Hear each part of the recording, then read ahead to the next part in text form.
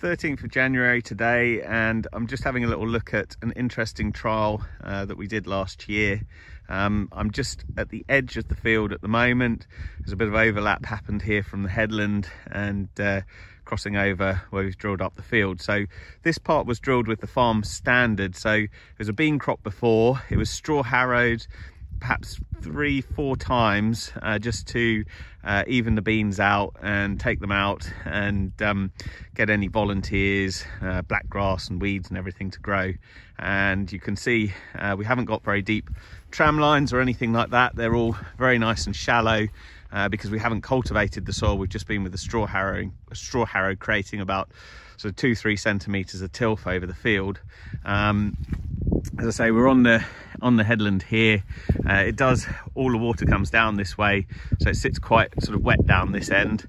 But up the field you can see it's all nice and strong bands. If we look down, it's all nice and clean. There's no black grass in here, although there was a fair bit of black grass just before drilling that we'd managed to get to grow by doing the stubble management program. Then we come across and you can see a few more bean plants here. So this is the beginning of the cover crop area. So we had some strips of cover crop going up here, and the cover crop was a multi-species cover crop. It took and grew very, very well. You can barely see any of it now, in fact, which is quite miraculous, really. And we're now just come onto the area where we've drilled with the Claydon low disturbance twin tine setup. You can see it in the lines rather than the bands that Claydon are very well known for.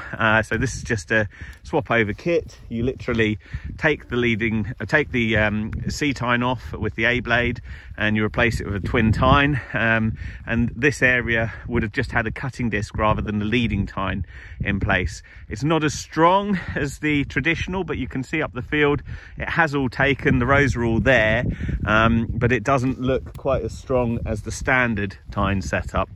And we come across the field and you can see again it's there, but it's not quite as strong as the standard setup. This part we had the twin tine kit on, but we had the leading tine in place. So we're actually, Baxter, come here. Sorry, the dog has run off. So this part was with the leading tine in, but the twin tine kit in place, and it's a lot stronger, a lot more regular. The plants look in better health, but it's not as low disturbance as the previous.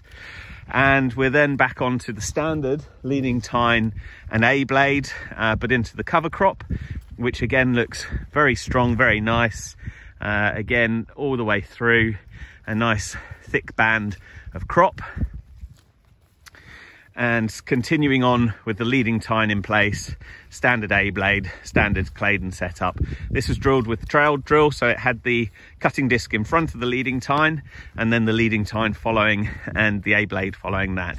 And then we're back to the farm standard, which, as I say, was beans on here last year, and we then went with the straw harrow just to create the tilth, to get the volunteers to grow, to get the black grass to grow. You see there's lots of pores within the soil, lots of holes. These are all of the earthworms coming up and actually creating these pores. And as I say, it's amazing just how little residue there is on here with the earthworms coming in and taking it all into the ground.